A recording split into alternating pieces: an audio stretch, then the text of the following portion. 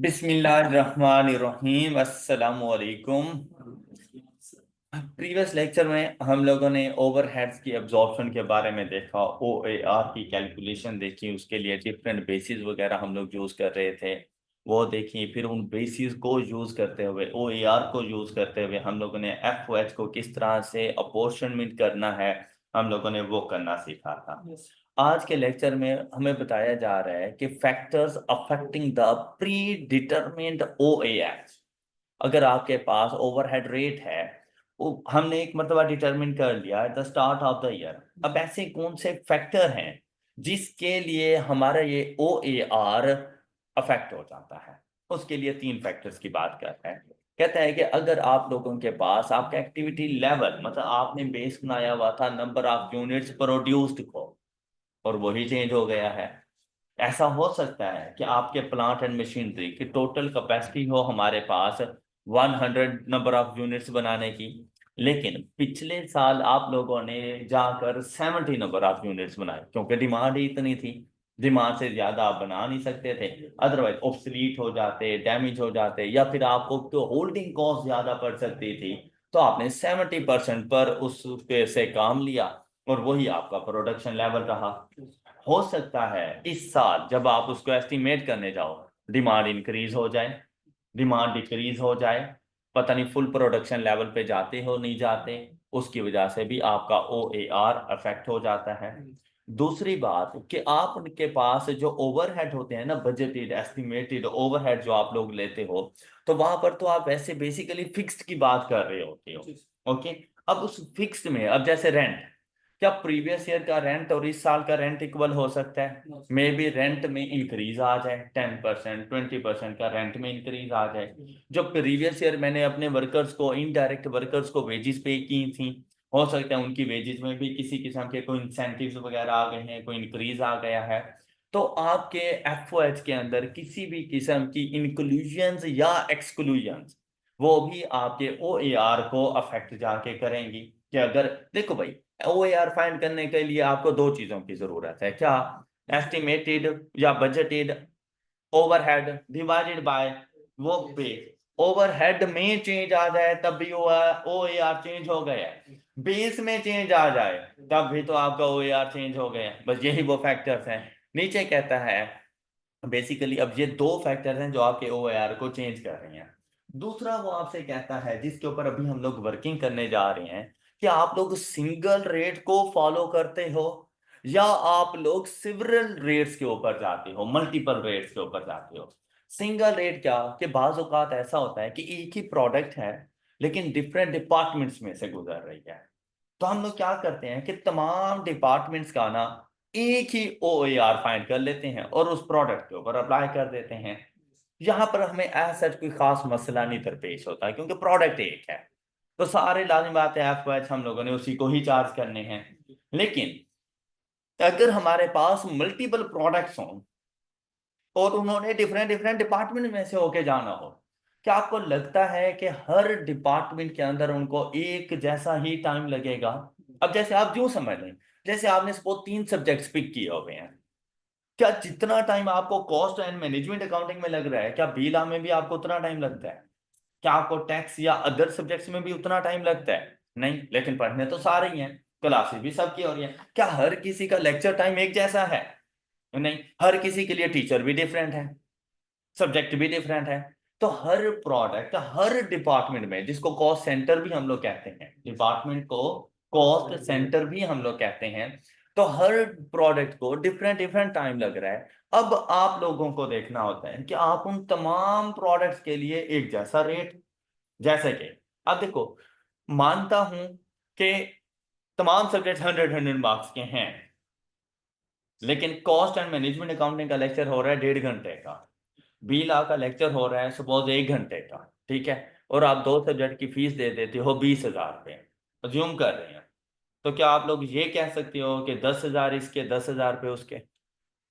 Basically तो यही है ना, कि पर सब्जेक्ट 10,000 रुपीज, ये सिंगल रेट है। पर सब्जेक्ट 10,000 रुपीज, ये सिंगल ओ ए आर है। Got it? लेकिन आप नहीं समझ रहे कि यार कॉस्ट के साथ ज्यादती है। कि कॉस्ट में मेहनत ज्यादा है और फी ला के बराबर ही है। फिर क्या करना चाहिए हमें ऐसी सिचुएशन में? ऐसी सिचुएशन में हर सब्जेक्ट को अलग अलग रखो। कि आप बता दो कि बेटा कॉस्ट की फीस है हमारी 12,000 रुपये, अगर आप कॉस्ट का सब्जेक्ट लेना चाह रहे हो, और हमारी बी ला के फीस है 8,000 रुपये, सब्जेक्ट के मुताबिक, उसके टाइम ड्यूरेशन के मुताबिक।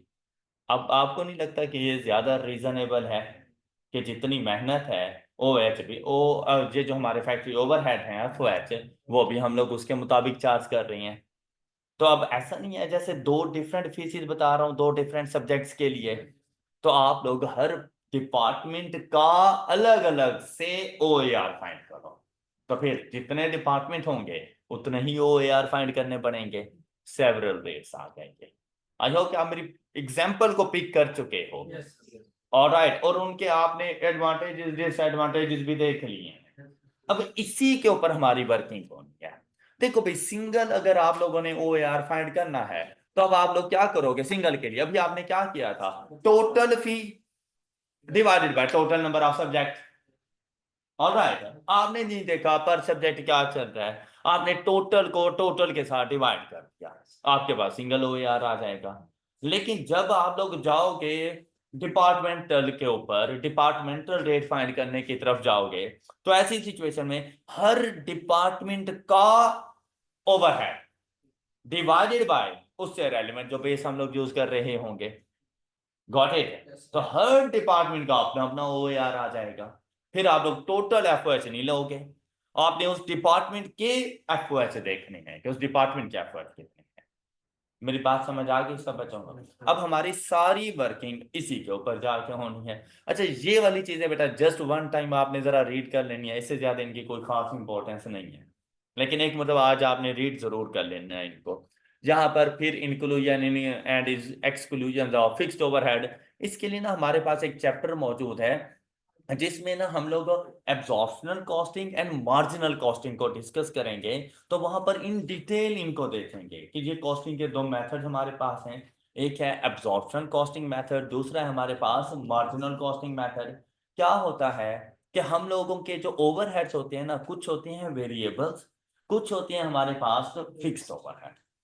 कुछ वेरिएबल ओवरहेड, कुछ फिक्स्ड ओवरहेड। जो हमारे पास एब्जॉर्प्शन कॉस्टिंग है ना, अभी के लिए हमने सिर्फ इतना याद रखना है कि एब्जॉर्प्शन कॉस्टिंग के अंदर हम लोग वेरिएबल एंड फिक्स्ड दोनों को अकाउंट फॉर करते हैं प्रोडक्ट कॉस्ट को फाइंड करने के लिए। क्या? कि जब हम लोगों ने, देखो मैंने आपसे पहले भी कहा था कि कॉस्ट एंड मैनेजमेंट अकाउंटिंग में आपने किसी भी अपनी प्रोडक्ट की कॉस्ट को डिटरमिन करना है ताकि आप उसकी सेलिंग प्राइस को डिटरमिन कर सको। तो जब कॉस्ट को डिटरमिन करते हो तो एब्जॉर्प्शन कॉस्टिंग के मुताबिक हो, तो एब्जॉर्प्शन कॉस्टिंग आपसे ये कहती है कि भाई वेरिएबल ओवरहेड मतलब वेरिएबल एक्सपेंसेस तो ला ही रहे हो, लेकिन साथ में फिक्स ओवरहेड भी लेकर आना। Got it? अपने टोटल कॉस्ट देखो और उसके मुताबिक जाके डिटरमिन करो। तो प्रोडक्ट कॉस्ट का पार्ट बन जाते हैं फिक्स्ड ओवरहेड। जबकि मार्जिनल कॉस्टिंग क्या कहती है कि भाई फिक्स्ड ओवरहेड को प्रोडक्ट कॉस्ट से अलग रखो। Fixed expenses are considered as period cost, ना के product cost. Alright, absorption costing fixed overhead को भी प्रोडक्ट कॉस्ट कहती है, लेकिन मार्जिनल कॉस्टिंग फिक्स्ड ओवरहेड को पीरियड कॉस्ट। और हम लोगों ने पढ़ा हुआ है कि जो पीरियड कॉस्ट है ना, वो कॉस्ट ऑफ इन्वेंट्री या कॉस्ट ऑफ एसिड का पार्ट नहीं बनती। तो मार्जिनल कॉस्टिंग यही कह रहा है कि भाई ये पीरियड कॉस्ट है, इसको इन्वेंट्री का पार्ट, प्रोडक्ट कॉस्ट का पार्ट ना बनाओ, इसको प्रॉफिट और लॉस अकाउंट में जाके रिकॉर्ड करो। ऑलराइट, तो अब अगर ये फिक्स्ड को शामिल करते हैं तो लाने वाले एफ इंक्रीज हो जाएगा, तो ओ ए आर एक डिफरेंट वैल्यू आएगी। लेकिन अगर मार्जिनल कॉस्टिंग में हो और फिक्स्ड को शामिल ना करें तो एफ डिक्रीज हो जाएंगे। एफ डिक्रीज हो गए तो फिर ओ ए आर एक डिफरेंट वैल्यू आपके पास आ जाएगी। तो वो डिपेंड कर रहा होता है कि आप मार्जिनल कॉस्टिंग पे हैं या आप एब्जॉर्प्शन कॉस्टिंग पे हैं। बाकी इन डिटेल इंशाल्लाह इसके रेलिवेंट चैप्टर में जाकर देखेंगे हम लोग। ओके, हो गई बात? अच्छा, बस इतना यहां तक अभी जरूरी था। अब बात करेंगे इधर सिंगल ओवरहेड रेट और सेवरल रेट्स। अब ये दो किस्म के रेट्स हैं। overhead rates can be classified as the first method is blanket rate, इसको हम लोग कहते हैं प्लांट वाइड रेट और कंपोजिट रेट। अच्छा, ये डिफरेंट नेम जरूर याद रखना। अभी के लिए तो शायद सिंपल सा लगे क्योंकि फर्स्ट टाइम पढ़ रहे हैं और वैसे भी यही टॉपिक है तो इसी की जिक्र हो रहा है, लेकिन जब पूरी हम लोग कॉस्ट अकाउंटिंग कर लेंगे तो तब ये चीजें इतनी सिंपल नहीं रहती। तो आपने ये याद रखना है कि blanket rate, plant wide rate या फिर कंपोजिट रेट। और दूसरा हमारे पास क्या है, डिपार्टमेंटल रेट और कॉस्ट सेंटर। इन डिपार्टमेंट्स को कॉस्ट सेंटर कहा जाता है बेसिकली, तो इसलिए डिपार्टमेंटल रेट या कॉस्ट सेंटर रेट, और इनको कॉस्ट पूल भी कहते हैं।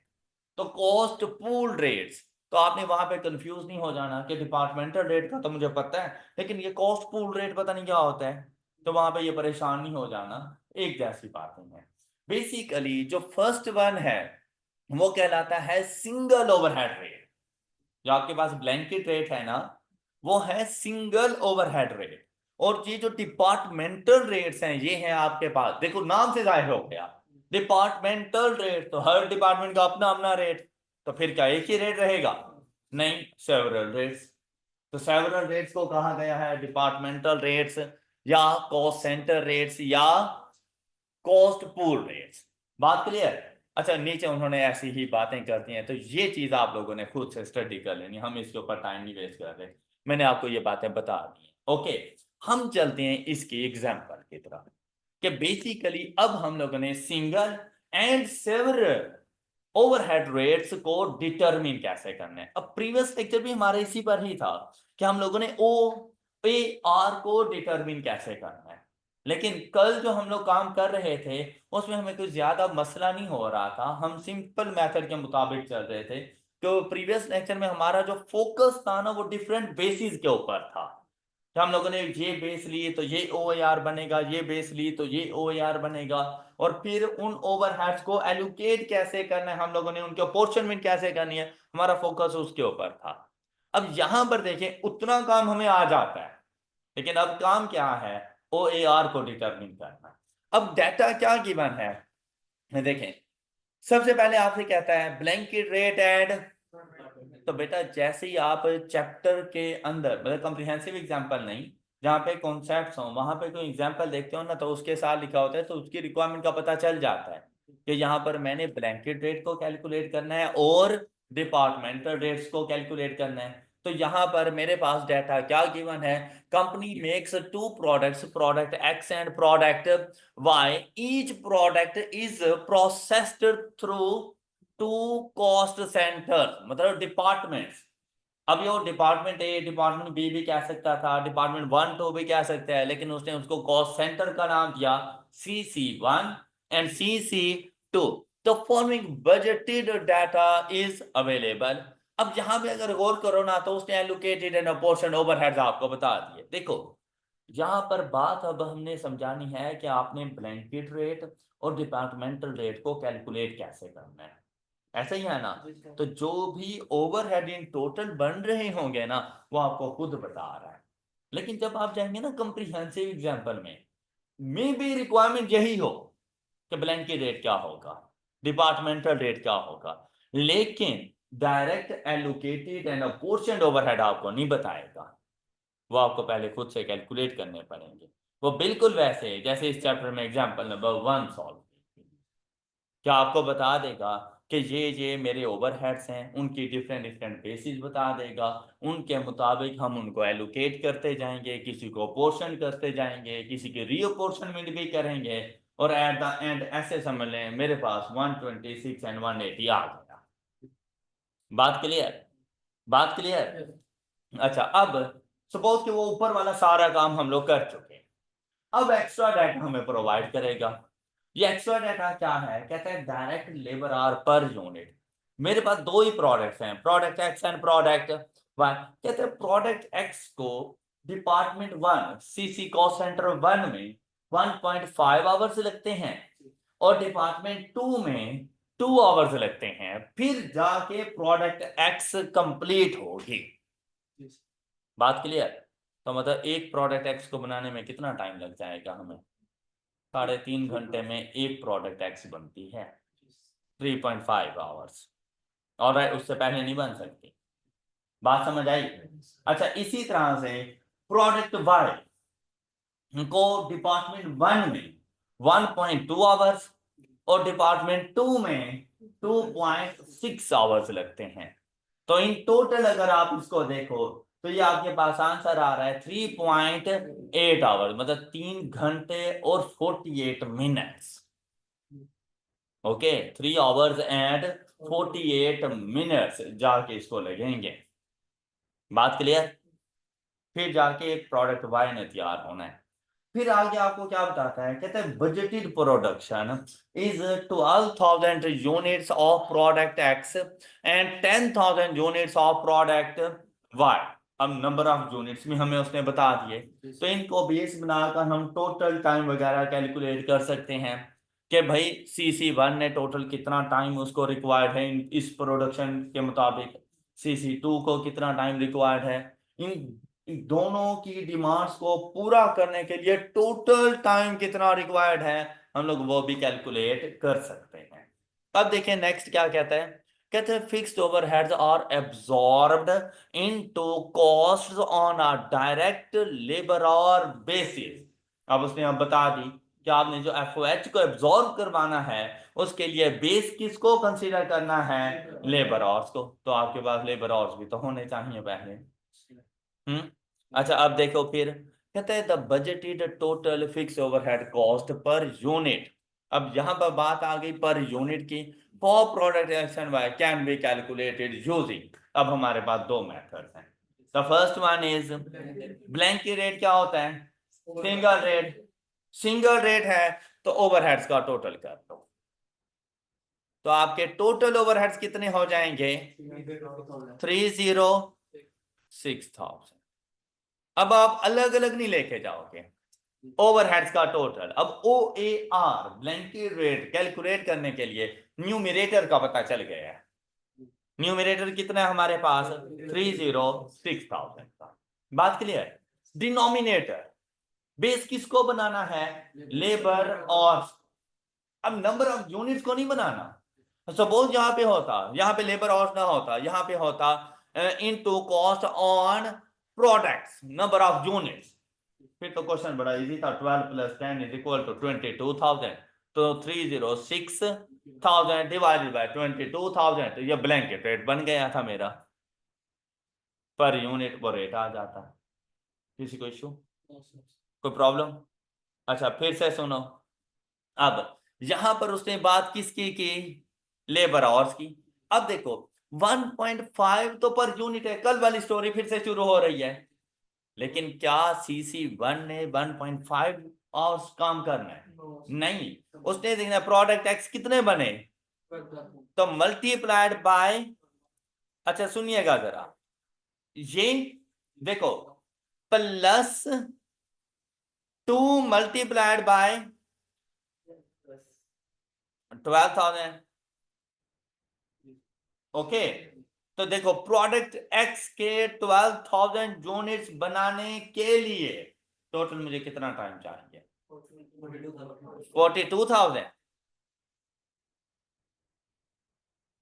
ये बात सब बच्चों को समझ आ गई है? इसी तरह से प्रोडक्ट वाई के कितने नंबर ऑफ यूनिट्स बना रहे हैं? 10,000। तो भाई 10,000 यूनिट्स 1.2 आवर्स, CC1 में plus 10,000 units multiplied by 2.6 hours CC2 में, इन टोटल कितना? 48, 38,000 जी। अच्छा, ये अब टोटल आवर्स कितने लगेंगे? Total hours 80,000। टोटल ओवरहेड्स कितने हैं? तो ब्लैंकेट रेट क्या बनेगा? 306 डिवाइडेड बाय 80,000।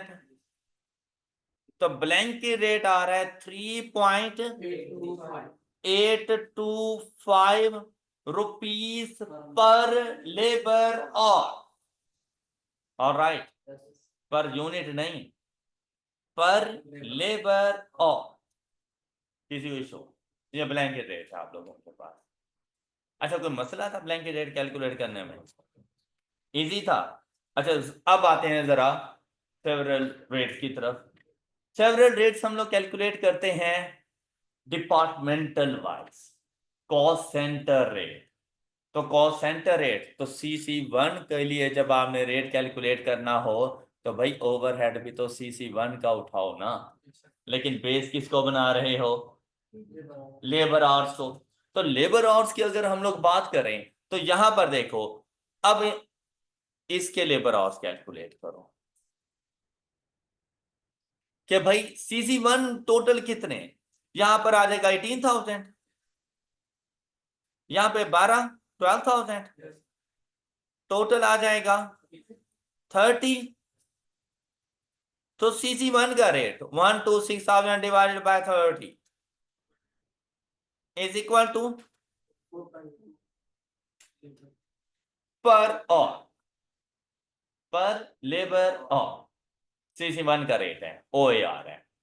ऑलराइट, जबकि CC2 का OAR अब क्या बन जाएगा हमारे पास? 306 डिवाइडेड बाय, यहां पर आ जाएगा 24,000। अच्छा, यहां पे आ जाएगा 26,000, 50 नहीं बन जाता? 50,000, यहां पर भी 50,000 is equal to 3.6 rupees per labour hour. ये सेवरल रेट्स हैं हमारे पास। कोई मुश्किल? सब बच्चों को क्लियर हो गई बात? यहाँ पे देखो सॉल्यूशन, क्या आपने मुझे ब्लैंकेट रेट यही बताया था?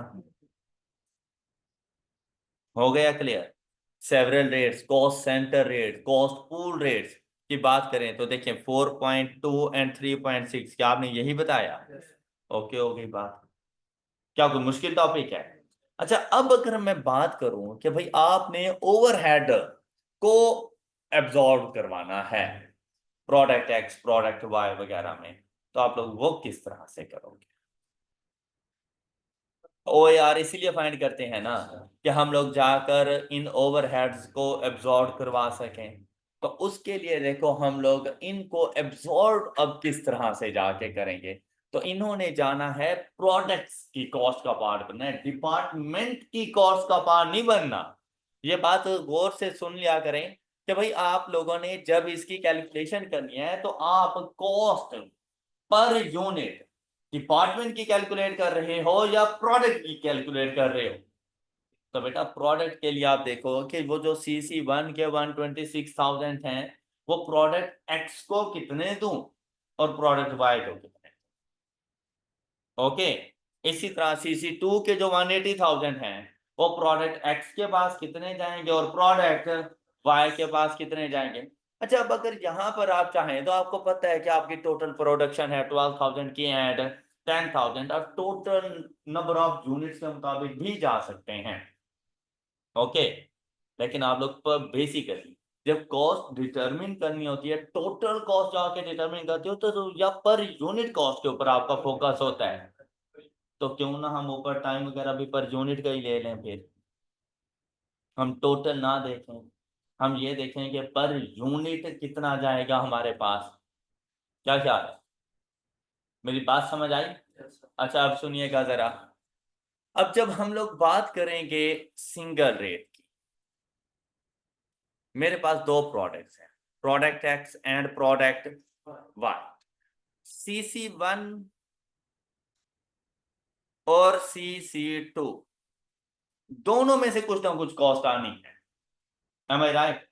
जब सिंगल प्रोडक्ट है, इट मींस दैट कि भाई जितने मर्जी नंबर ऑफ यूनिट्स लगे, पर जितने मर्जी लेबर आवर्स लगे, पर लेबर आवर कितना आप लोगों ने जाके चार्ज कर देना है? 3.825। क्लियर? तो आप ये देखो ना कि प्रोडक्ट एक्स के ऊपर कितने नंबर ऑफ यूनिट लग रहे हैं। नंबर ऑफ यूनिट नहीं यार, प्रोडक्ट एक्स को बनाने में कितने लेबर आवर्स लग रहे हैं। 3.5, तो 3.5 मल्टीप्लाइड बाय 3.825। नहीं समझ आए? टोटल देख लो ना कि प्रोडक्ट एक्स को बनाने के लिए आपको टोटल कितना टाइम रिक्वायर्ड है। तो कितना टाइम टोटल रिक्वायर्ड है, वो जो था 1.5 प्लस 2, तो टोटल कितना टाइम रिक्वायर्ड था 3.5 पर लेबर, और कितना रेट है तो 3.825 multiplied by 3.5 and the answer is 3, चलो 387। ओके, मेरी बात समझ आ गया? पर यूनिट प्रोडक्ट एक्स को जो एफ आपने चार्ज करना है वो ये करना है पर यूनिट। बात क्लियर है? और प्रोडक्ट वाई को कितना चार्ज करना है, तो देखो प्रोडक्ट वाई के लिए टाइम कितना चाहिए आपको 3.8, 3.8 और पर रेट 3.825, तो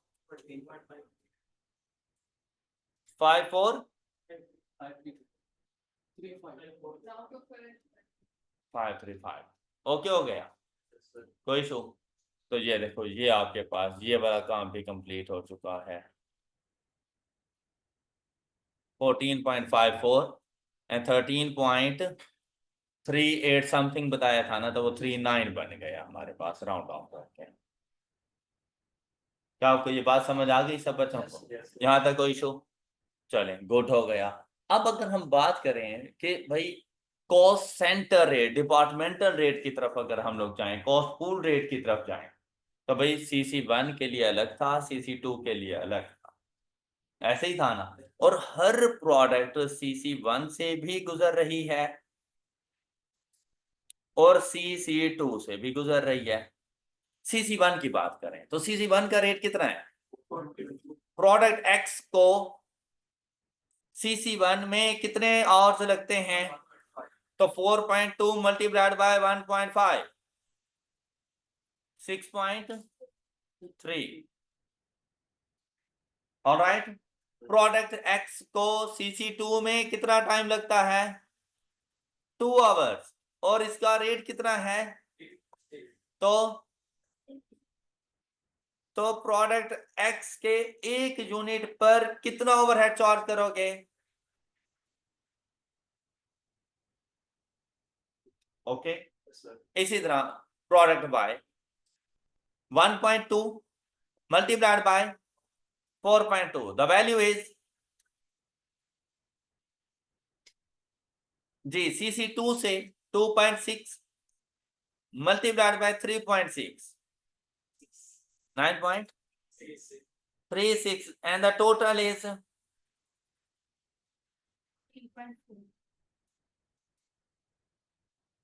ये पर यूनिट ओ है, एफ को चार्ज करोगे। ऑलराइट, 13.5 बताया था आपने पहला, and the second one is 14.4। ये बात समझ आ गई? किसी को कोई इशू? सब क्लियर? चले, गुड, शाबाश।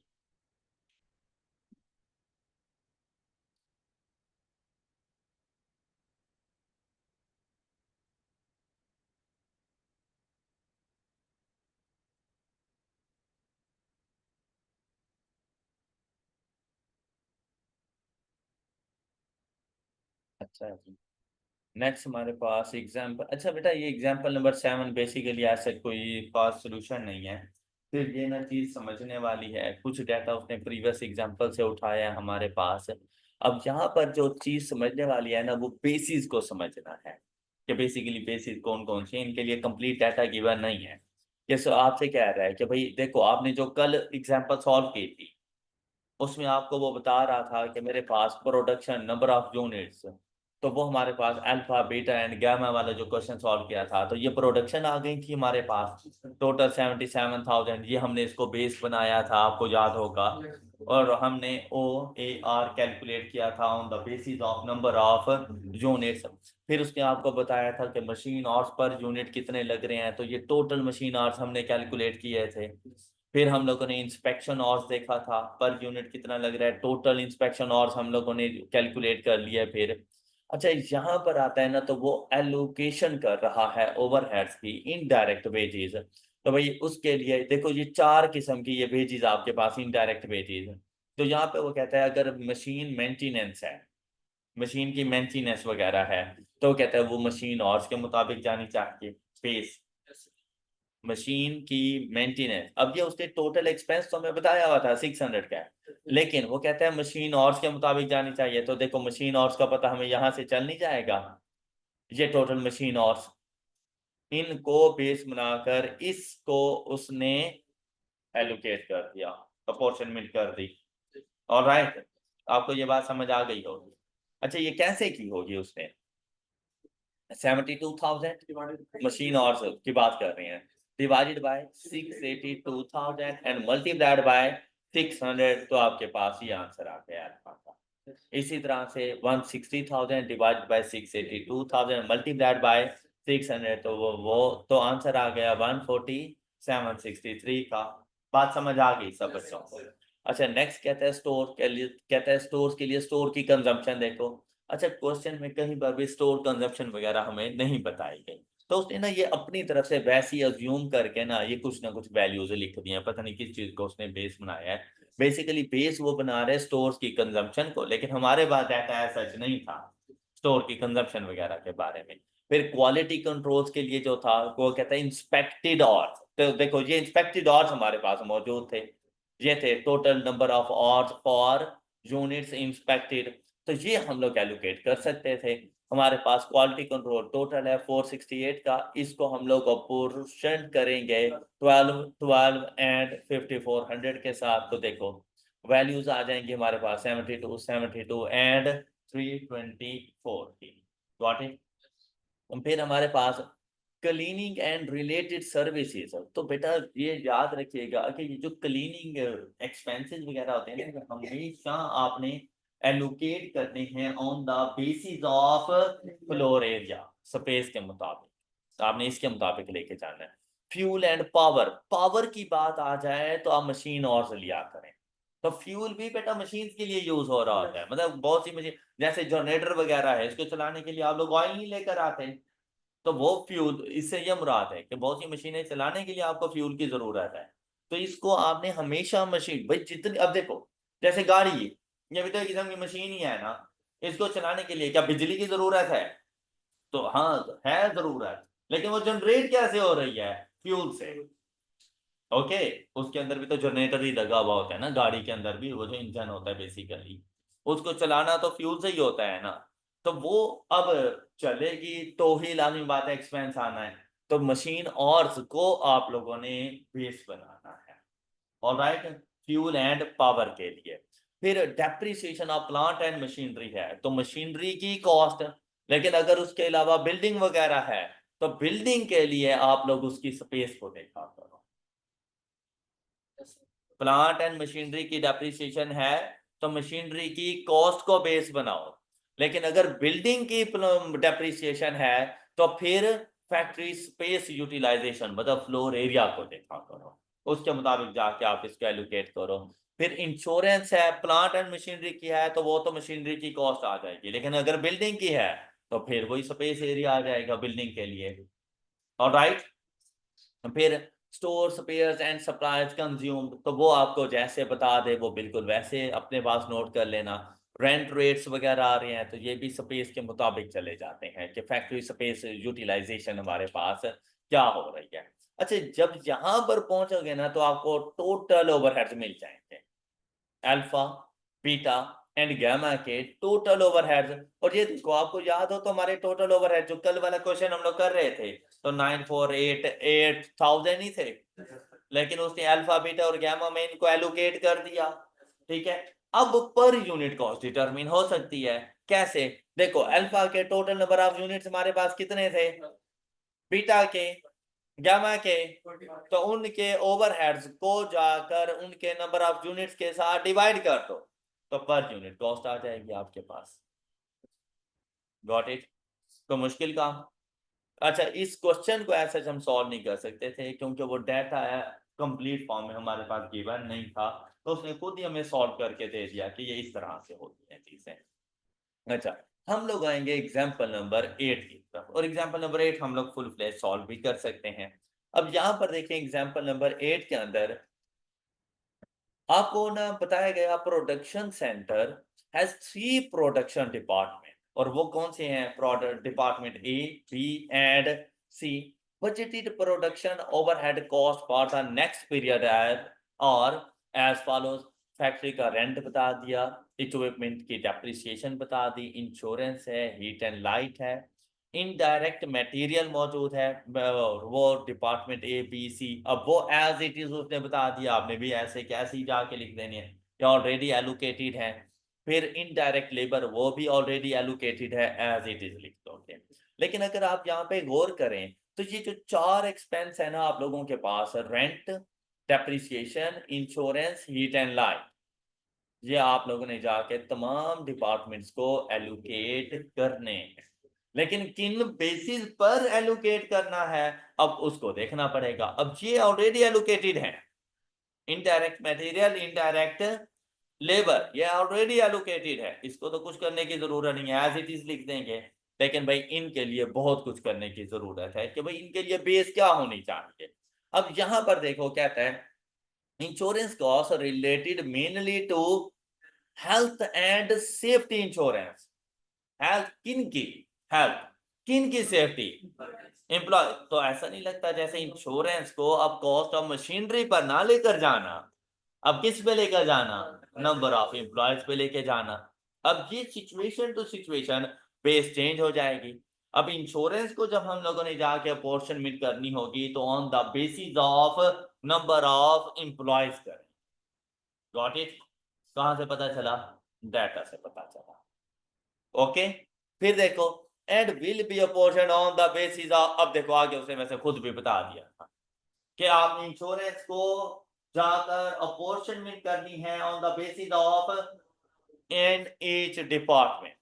फिर कहते हैं heat and light cost will apportion on the basis of volume. अब कुछ चीजें हैं जो उसने हमें खुद बता दी। अब देखो यहाँ पर हीट एंड लाइट वॉल्यूम के मुताबिक जाएगा, इंश्योरेंस नंबर ऑफ एम्प्लॉयज के मुताबिक जाएगा, तो फैक्ट्री रेंट किसके मुताबिक जाना चाहिए? फ्लोर एरिया स्पेस के मुताबिक जाना चाहिए। तो इक्विपमेंट की डेप्रिसिएशन किसके मुताबिक जानी चाहिए? इक्विपमेंट की कॉस्ट के मुताबिक जानी चाहिए। अब देखेंगे कि क्या ये दोनों चीजें भी हमें गिवन है? भाई वो चीजें फिर बेस गिवन भी तो हो ना। अगर वो गिवन नहीं होगी तो उससे रेलिवेंट मजीद हम लोग बेस देख लेंगे कि कौन सी ज्यादा अप्रोप्रिएट बेस बन सकती है इसके लिए। अब यहाँ पर जैसे ही गए कहते हैं other relevant information is as follows.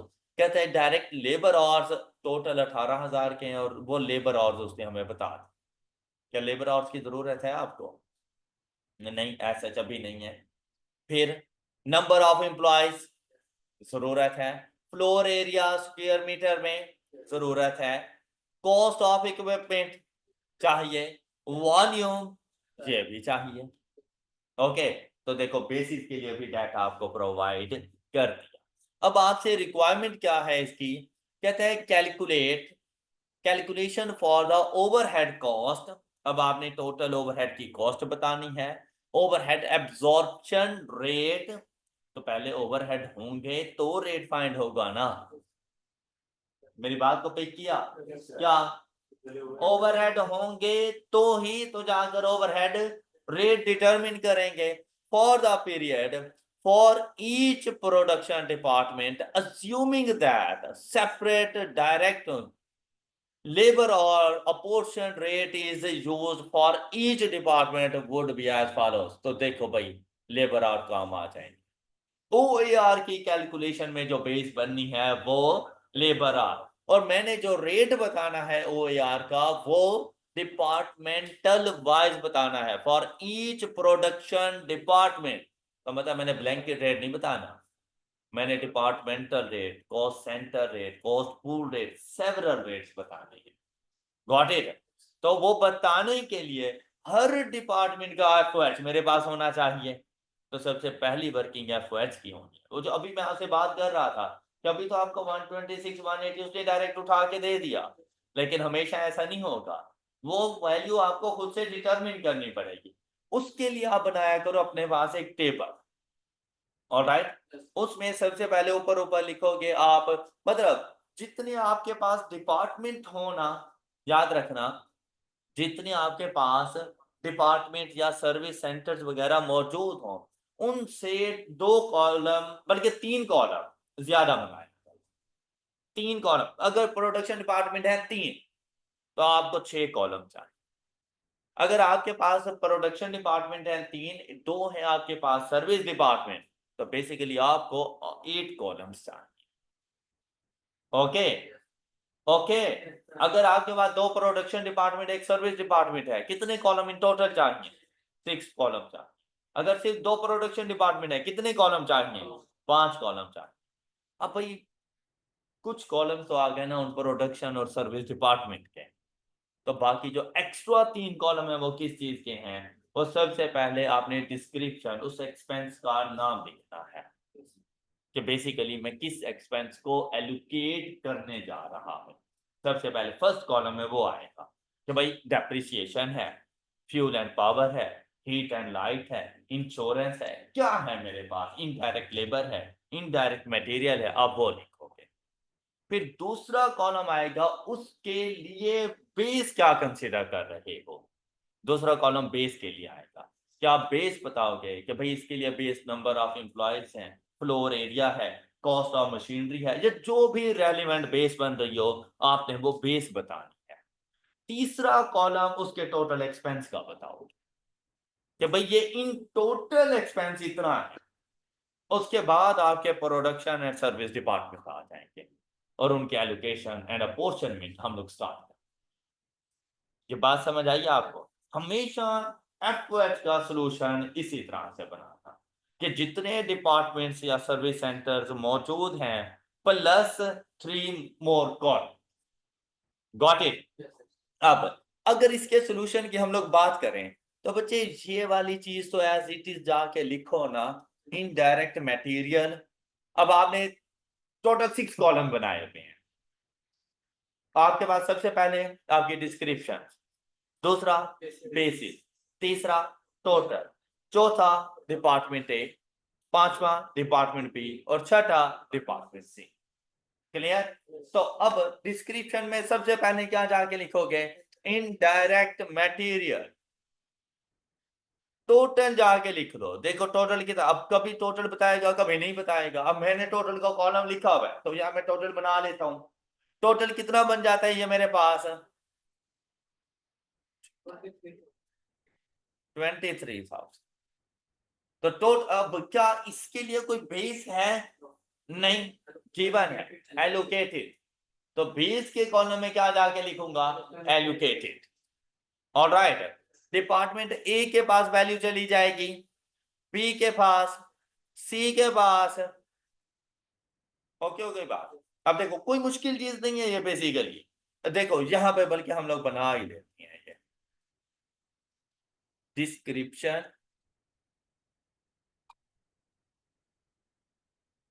Base, total, department A, B, C.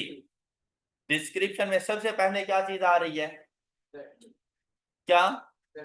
Indirect material. Base के लिए क्या लिखेंगे? Allocated. A stand for allocated. समझ लेना जरा चीजें कुछ।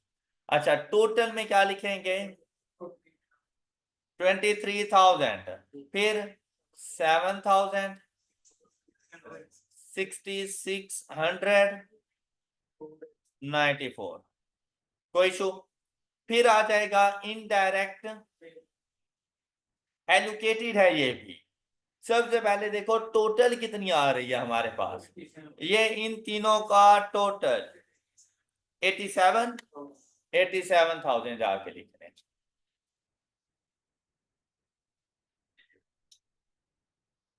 जी, डिपार्टमेंट ए को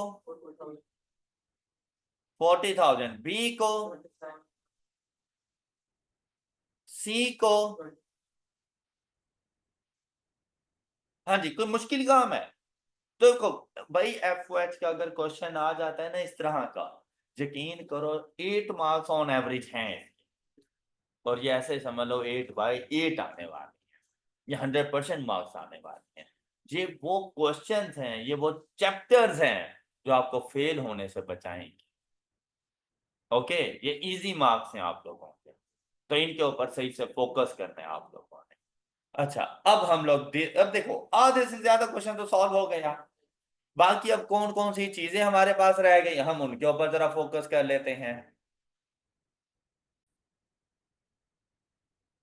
फैक्ट्री रेंट, अब आपने ये देखिए इस तरह से लिखते जाना है। अच्छा, मैं वैसे अब ये एब्रीवेशन यूज कर रहा हूँ, आपने नहीं यूज करनी, ये वाली एब्रीवेशन नहीं यूज करनी। ये फैक्ट्री रेंट, उसके बाद इक्विपमेंट, उसके बाद इंश्योरेंस, उसके बाद हीट एंड लाइट। अच्छा, फैक्ट्री रेंट के लिए एरिया,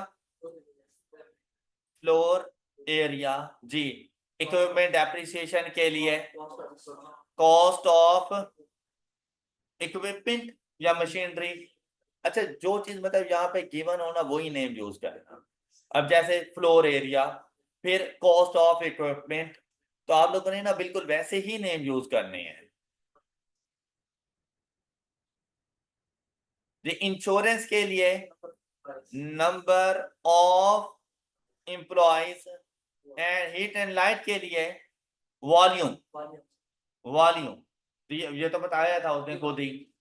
फिर यहां से इनका टोटल उठा लो, इसका टोटल जी 80,000, 20,000। ये देखिए बिल्कुल ऐसे ही क्वेश्चन को सॉल्व करना है आप लोगों ने। फिर 18,000। अच्छा, अब आ जाते हैं इनके पोर्शन में। ऊपर एलोकेशन थी, अब है पोर्शन में फ्लोर एरिया। अब फ्लोर एरिया लेंगे हम लोग, ये आ गया हमारे पास फ्लोर एरिया। टोटल कितना, 300, 400 एंड कैसे सॉल्व करेंगे, डिपार्टमेंट है 3। अब वैसे फाइंड करते हुए ना ये देखो 2 0 से 2 0 कैंसिल हो गई है, तो 3/12 मल्टीप्लाइड बाय, अब टोटल हमारे पास कितना था 60 का, तो वैल्यू क्या आ जाएगी हमारे पास 15 नहीं है 15। अच्छा, जब डिपार्टमेंट बी के पास जाएंगे तो 4/12 मल्टीप्लाइड बाय 60, 20,000, 25,000।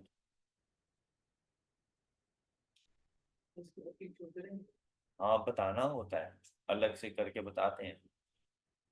अच्छा, इतनी ना बेसिकली जगह नहीं होती कि हम लोग जहां पर ऊपर से लिखते हैं। हाँ, ये हो सकता है कि एक एक लाइन छोड़ दो, ठीक है, इधर 15 लिख दिया ना, इधर नीचे इधर लिख दो कि ये 15 कैसे आया दूसरी लाइन में। यूं कर लिया करो कि हर एक्सपेंस लिखने के बाद एक एक लाइन छोड़ते जाया करो, वो एक लाइन इसकी वर्किंग के लिए हो। क्लियर, आप ये कर सकते हो, बल्कि ये ज्यादा अच्छा तरीका है ये। ओके, अदर वर्किंग हमें बतानी होती है उसकी। अच्छा, आपको ये बात समझ आ गई।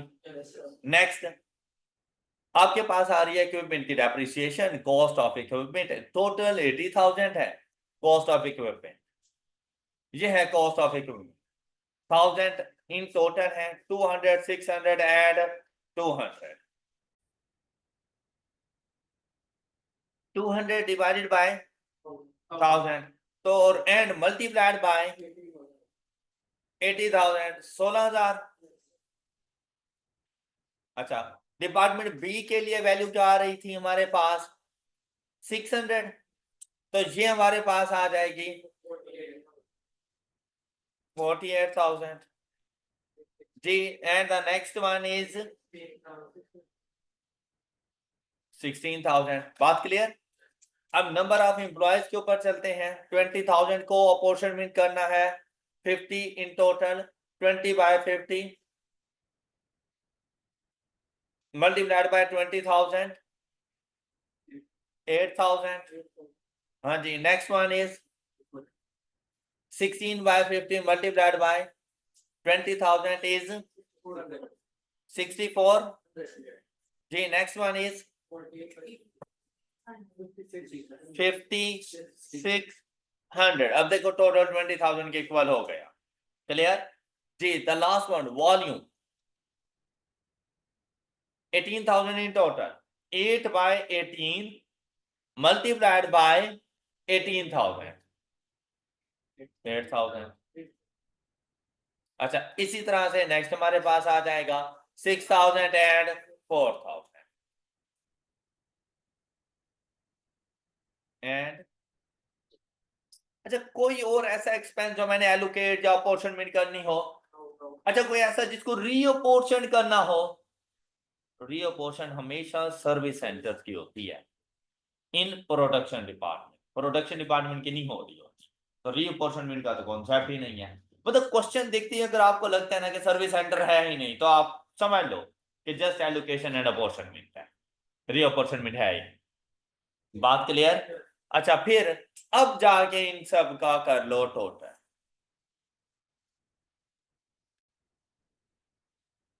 Total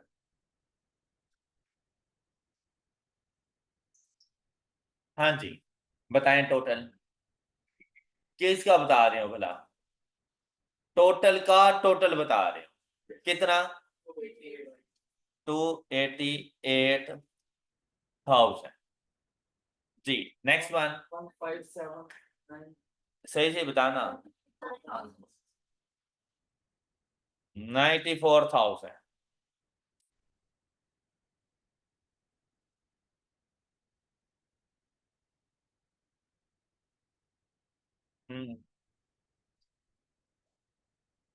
114,000 and the last one is जी 80,000 और इन तीनों को ऐड करो तो 288,000 बन जाता है। बन जाता है ना? ओके हो गया। अच्छा क्या उसने आपसे ये एफओएच का टोटल पूछा था? नहीं, उसने क्या कहा था? उसने कहा था ओ ए आर कैलकुलेट करके दो। किसकी बेसिस पर?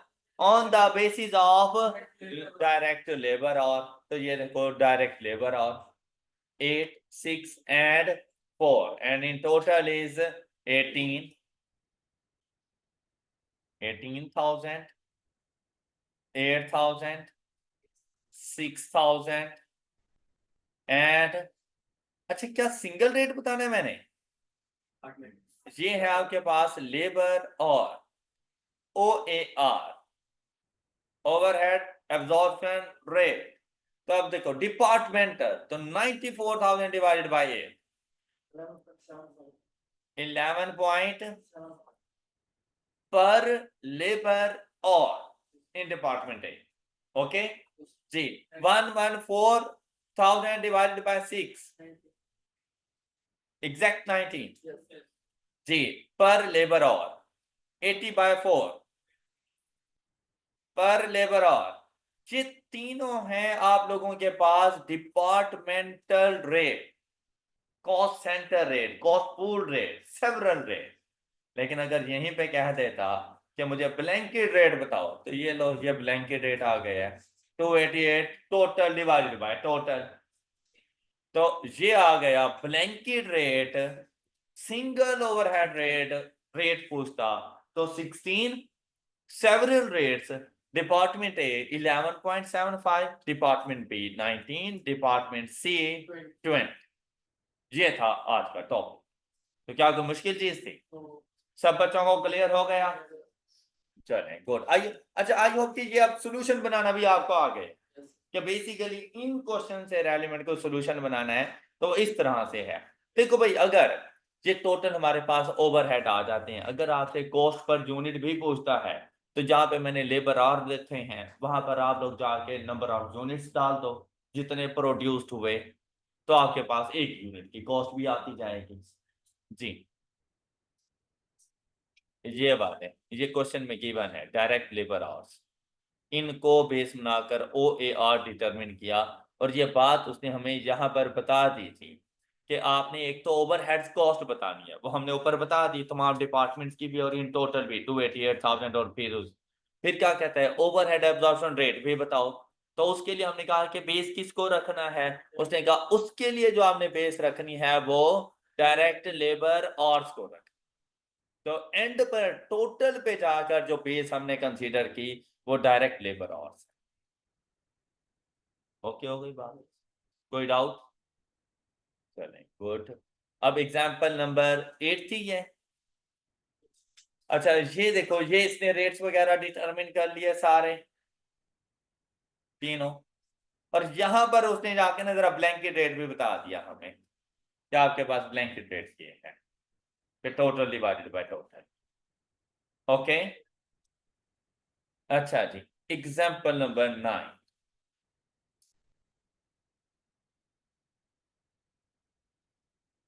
एग्जांपल नंबर 9 बिल्कुल ऐसे ही है।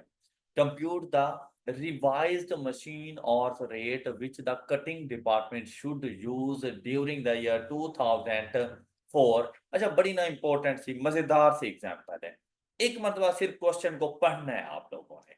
अच्छा हमने फाइंड क्या करके देना है, रिवाइज्ड मशीन और रेट, मतलब इससे पहले से मौजूद है, इससे पहले कोई ना कोई मशीन और रेट मौजूद है, हमने उसको रिवाइज करना है। हमारा टॉपिक भी तो यही था ना कि ऑलरेडी डिटरमिन्ड ओएआर को अफेक्ट करते हैं कुछ फैक्टर्स, तो मे बी उसने ऑलरेडी एक ओएआर डिटरमिन किया हुआ है, फिर कुछ फैक्टर्स वो हमें बताएगा जिनमें चेंजेस आई, तो वो कह रहा है कि अब इन फैक्टर्स के बाद मुझे बताओ कि मेरा ओएआर क्या हो। ऑलराइट, तो हम लोग अभी रिवाइज करके दे देंगे उसे।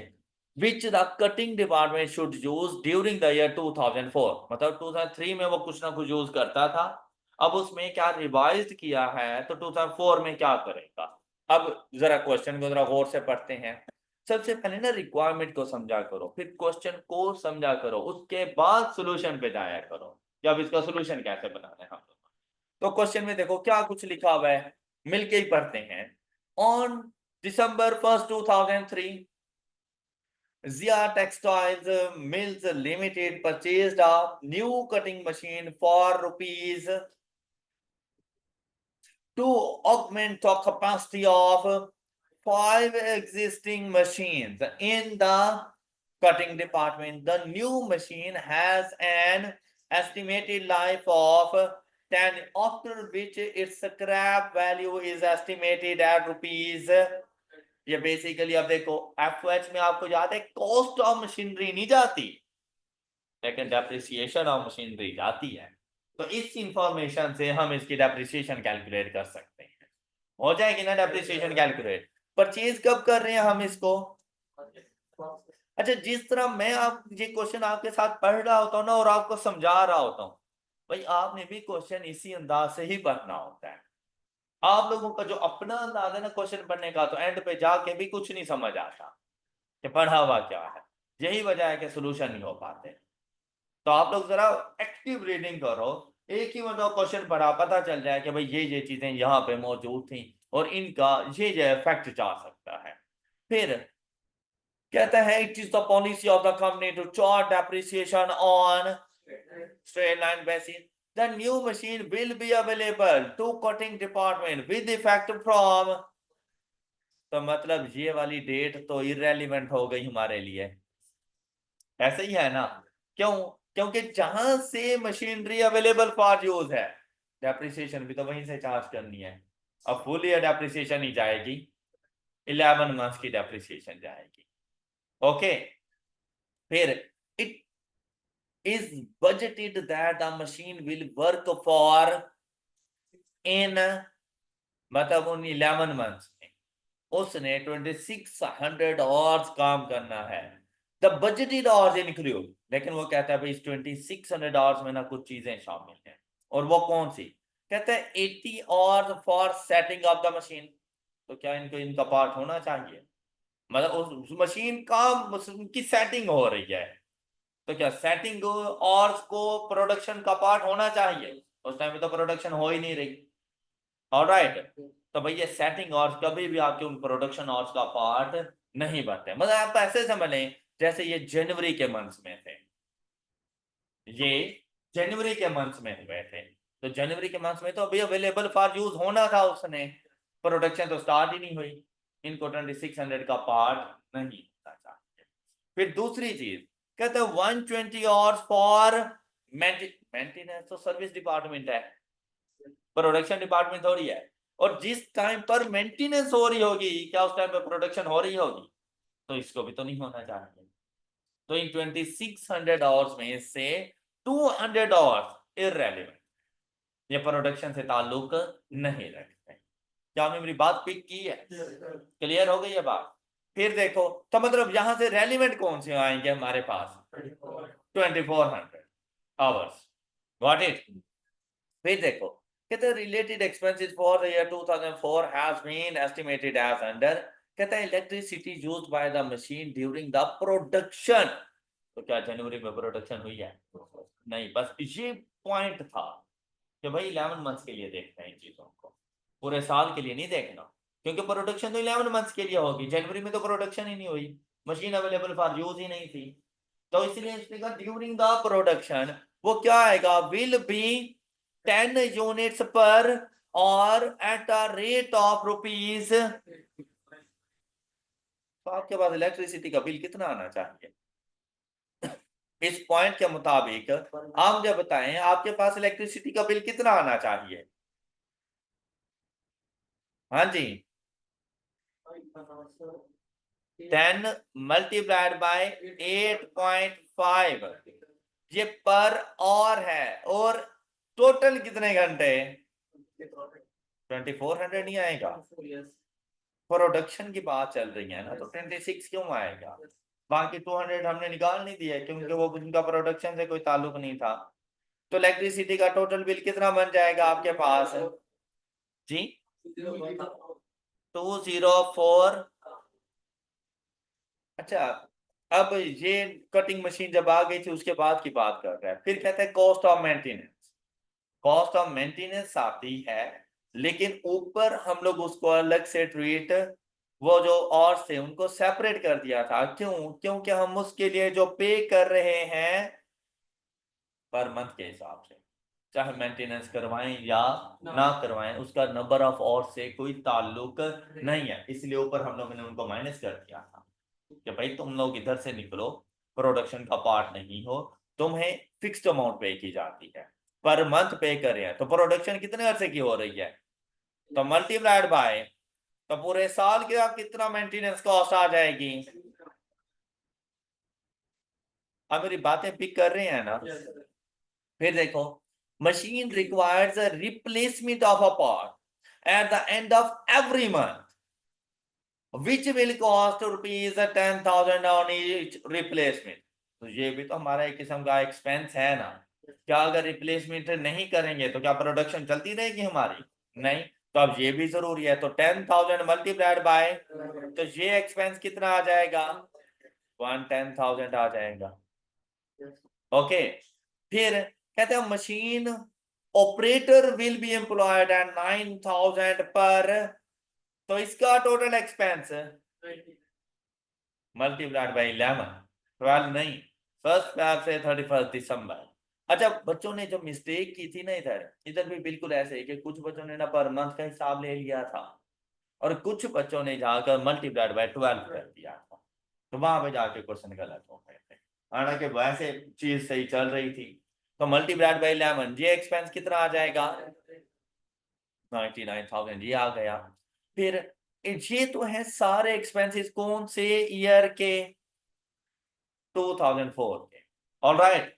फिर देखो, कहते हैं it is estimated that on installation of the machine other departmental overheads will increased by, चलें अब मशीन की वजह से वो एक्सपेंस इंक्रीज हो रहे हैं, तो multiplied by is equal to 55,000, ये भी आ जाएंगे हमारे पास। देन कहते हैं cutting department uses a single rate for recovery of the running cost of the machine.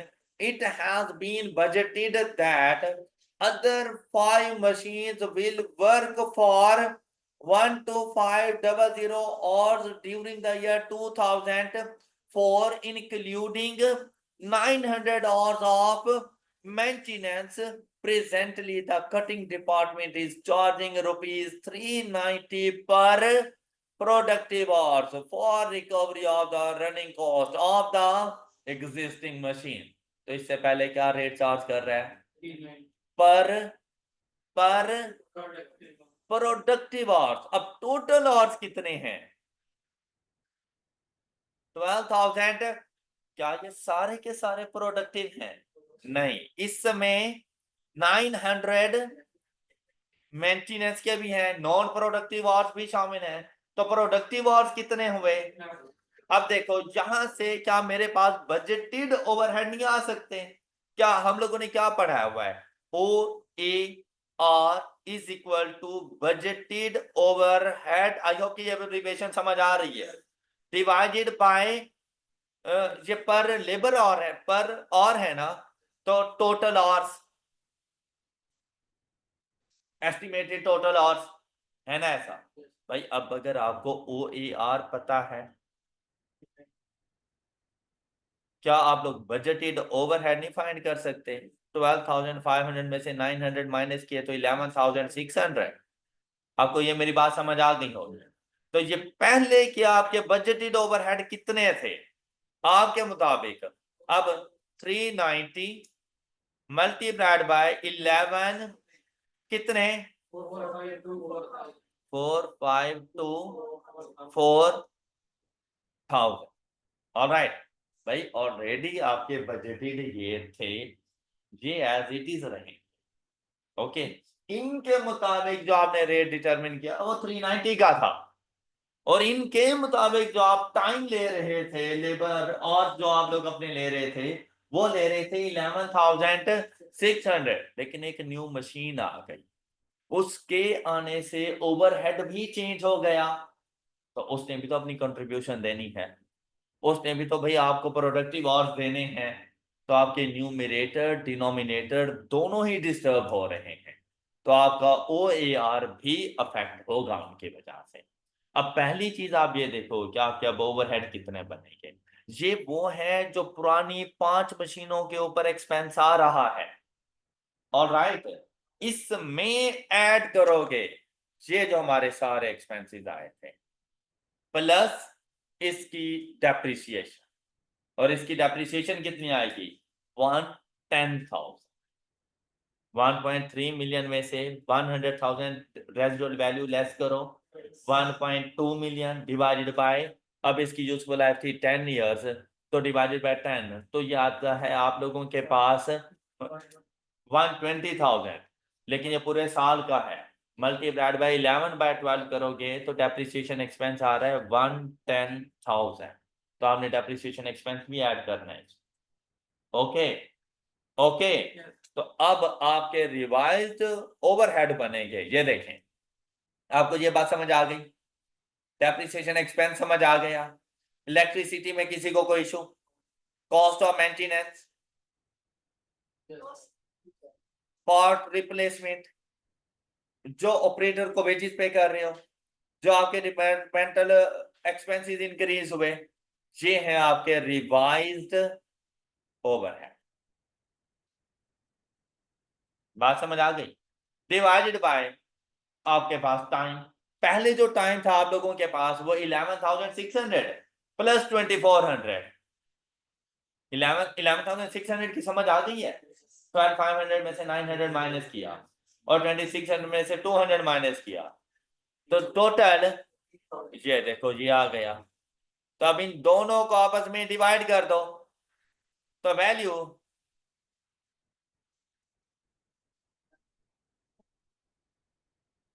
384.07, ये है रिवाइज्ड OAR पर मशीन ऑन। Got it? मुश्किल चीज थी, इजीली हो जाएंगे ना? अच्छा, नेक्स्ट टॉपिक इंशाल्लाह हम लोग नेक्स्ट लेक्चर में डिस्कस करेंगे, और इवन कि ये बहुत काफी हद तक हम लोग कर चुके हैं, सिर्फ थोड़ा बहुत इसको देखने की जरूरत है, और अब कुछ ही दिनों में इंशाल्लाह हमारा ये चैप्टर 3 भी कंप्लीट हो जाएगा। लेकिन जहां तक जो मैंने पढ़ाया है ना, इसको अच्छे से करके आए, ठीक है? आप कंप्रीहेंसिव एग्जांपल्स में जरा देख लीजिएगा, कोई ऐसा क्वेश्चन जो आपको लगे कि जितना पढ़ लिया उसके मुताबिक सॉल्व हो सकता है, तो अपनी प्रैक्टिस के लिए इनिशियली जो कोई 1-2 क्वेश्चन आप लोग ज़रूर ट्राई कर सकते हैं। लेकिन सबसे पहली बात, जितना पढ़ा है ना चैप्टर 3, आपने इसको अच्छे से पढ़ के आना है। Alright, that's all for today. अपना बहुत सा ख्याल रखिए, नेक्स्ट लेक्चर में मिलते हैं। अल्लाह हाफ़िज़।